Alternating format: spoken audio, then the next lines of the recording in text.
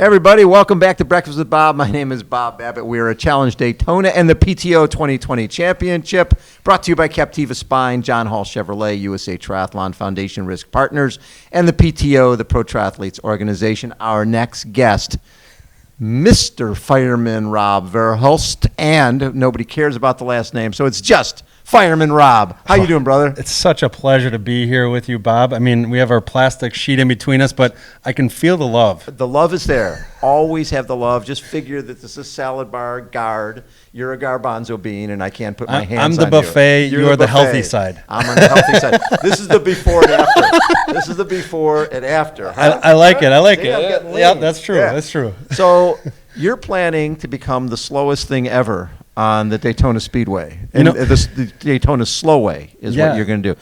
What do you plan to do here? You know, it was a tough call to be that slow on a speedway. I mean, but tomorrow night I'm going to do 24 hours of walking in my full firefighter gear, 50 pounds, and I'm wearing I don't get to wear shoes this time. I have to wear the fire boots. Oh my God! To make it a little harder. Yeah, you know, a little crazy. There's not quite enough sweating going on that you might as well wear those too. Exactly. What the hell? And what's the fireman's stuff weigh? It's about 50 pounds, and then you add the boots. The boots actually are about 5. Yeah. So it's about 55. 55 pounds. What's a big deal? Yeah, especially on 230. Yeah. 24. And you've been not healthy, right? I've been working. You know, I'm still an active firefighter, 21 years. Yes. And just working all the time. I actually came down with COVID about 2 months ago. Yeah. And just haven't been back to normal, but. I really wanted to do something just like when I started this. Mm-hmm. And I really wanted to do something to inspire hope. Right. To inspire just a passion that it's going to be okay, that we're all going to be okay. Right. And the pain that I go through, the challenges, the struggles on the course, sport is a great venue to give hope and inspiration to other people. Yeah. When a lot of people have sort of lost it. Yes. And when you first started this, sort of running marathons, doing Ironman as Fireman Rob, why? What led to that? You know what? It all started back at the 10th anniversary of 9/11 at Ironman, Wisconsin. Yeah. And it was an interesting event because I had done a triathlon before that, and I got beat by an 85-year-old woman on the run. Right. And who laughed and pointed as she ran by. Oh, completely. Well, she was actually very cordial, but it didn't seem like that to me when I was 23. But on that 10th anniversary, I really wanted to do something through my actions, not through my words, because I wasn't really talking about it much. And I wanted to do something through my actions for people to take whatever they needed from what I was doing, the challenges, the struggles, the pain, the sweat, and apply it to their lives. And especially on the 10th anniversary of 9/11, it was something very powerful because I had done search and recovery at 9/11. Right. And so it was... it's just about getting out there and showing through your actions. Right. A little cathartic for you, I bet. Oh, completely. And that's what this is. I mean, I'm so appreciative of Challenge Daytona for inviting me to be able to do this here. It's not only for my mental sanity to chase out the demons, but it's also to maybe provide a little support for those who also need that. When you go and do something like this, it's funny. It's 24 hours you're running, right? 24 hours. 24 hours. And you can look at it two ways. You get to like hour 12 and go, crap, I'm only halfway there. Right. Or, awesome, I'm halfway done. Yeah. And you're one of those glass half full type of guys, right? Where it's always, everything is good. Yeah. Everything is positive. What do you gain from doing these things? Because it's great. You always do these as fundraisers, attention getters, the rest of it. But there's got to be something that you personally gain. It really comes back to the mental side. I struggle with PTSD every single day. It doesn't go away. Yeah. There's not a magic cure for it. Right. And it's weird, but the pain that going through these challenges, to pushing the envelope, to going somewhere where maybe somebody else has never been. Right. That allows my mind to wrap around the fact that it's okay to be around. It's okay to be here.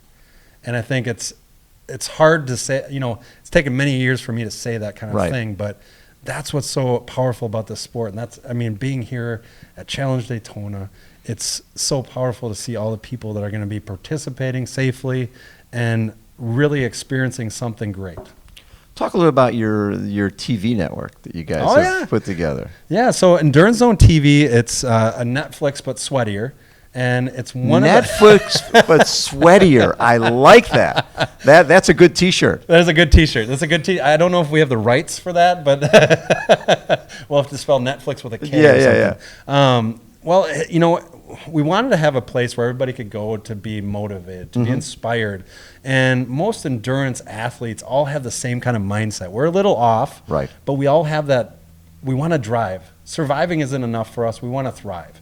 And so it was to put together this place where everybody as a community of endurance sport, from Iditarod to triathlon to running to cycling to rugby, which is considered by ESPN an endurance sport. Absolutely. And we have all this content on there, but we're also going to have professionals that are going to give you tips and tricks. And then we have discounts that you can go on there because it's expensive to do endurance sport. Yes, it is. And so we wanted to create a community space where everybody could go at Endurance Zone TV and have the ability to see all these great individuals, be inspired, maybe try something new, but at the same time not spend the whole piggy bank on when they're doing it.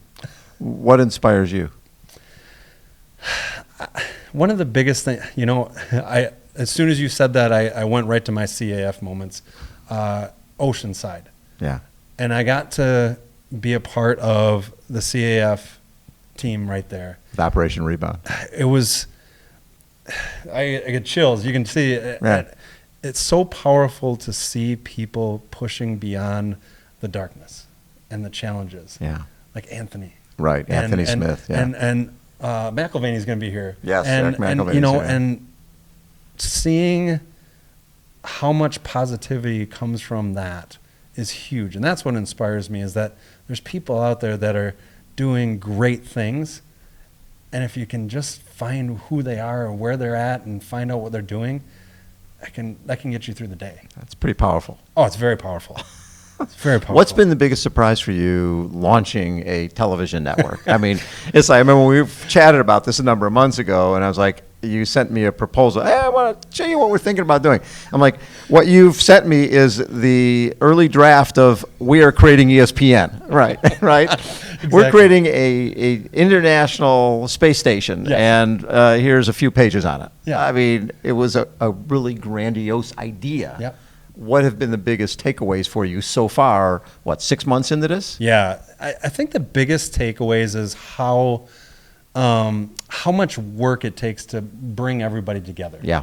I think that's the takeaway of, you know, I think when people hear the mission and they see the product and they go and they experience it, and it's going to constantly change because there's constantly new stories. There's constantly great stories. This is new. Yeah, second year it is, or third year it is. Exactly. Yeah. And so being able to have all these different components come in and being able to be a part of that, right. I think it's challenging. Obviously, it's constantly going to be something that is challenging, but it's very rewarding if you have one person that was able to, you know, buy a Rudy Project helmet that they weren't going to be able to buy before, or another person who was like, you know, I was always thinking about doing a challenge, a race, you know, a half-distance triathlon, and all of a sudden they figure out more of what it's about, and I can actually do that.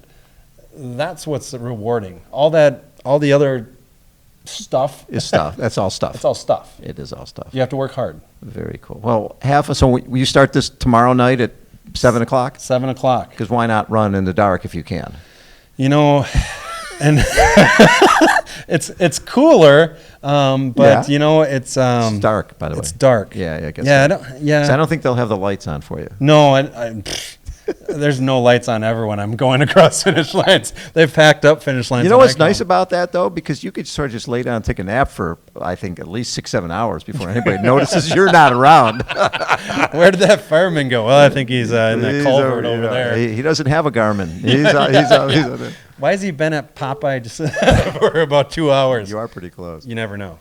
Always a pleasure, Fireman Rob. Thanks for all you're doing, man. And if people want to become find out more about Endurance Zone TV, go to EnduranceZoneTV.com. We've got a great special working out for the holidays, 50% off. Love it. And you're starting to become a part of a bigger community, and it's just going to get better. Well, this is going to help take the community to the next level. I love it. definitely. You're the Definitely. best. It's always fun to be with you. Fireman Rob has been our guest again. This is Breakfast with Bob. Hold on, everybody. We will be right back.